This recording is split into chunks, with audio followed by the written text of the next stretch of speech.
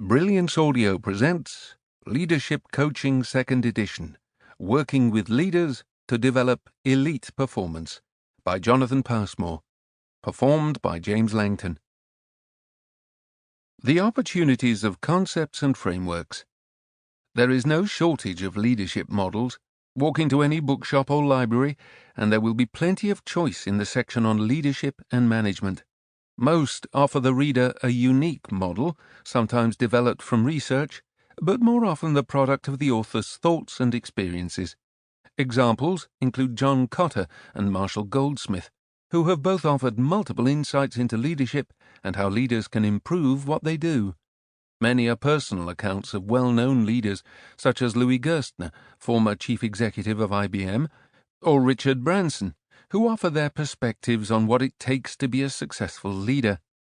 Sadly, many readers, and some writers, interpret these models as universal truths, a model that can be applied in both sunshine and rain. However, it is misleading and unhelpful if leadership theories are expressed in this way.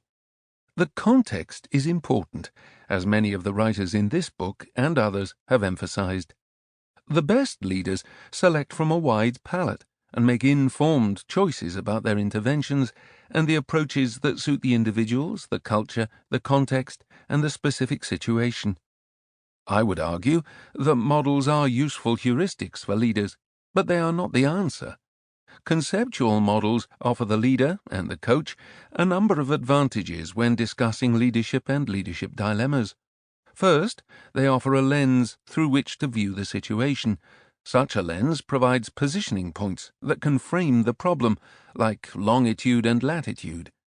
The model does not exist by itself, but these points help to measure, assess, and explore the issue. Second, models offer both the coach and the manager a common language with which they can talk about the issue. Models use different words and phrases to describe leadership behaviors. They can be helpful and provide a common way to engage with and discuss the issue. In some instances, the issue itself may be outside the manager's awareness, and the coaching conversation can help deepen their reflection and self-awareness. Third, models can help normalize events, enabling managers to recognize that they are not alone in experiencing these events, and also challenge their perspective when wider issues have been left unconsidered. Finally, in some cases, the model has been developed into a questionnaire.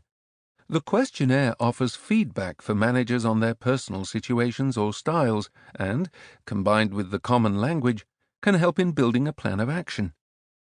We have explored this concept in more detail in an earlier book, Psychometrics in Coaching, but a few of the authors in this book have linked their models to accompanying questionnaires.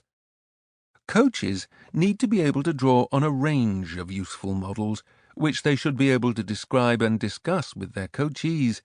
However, in doing this, the coach needs to be confident that the approach fits with the learning style of the coachee, and that the model's language or insight provides a shorthand aid that would help cut through a longer discussion of the problem. Evidence-based coaching.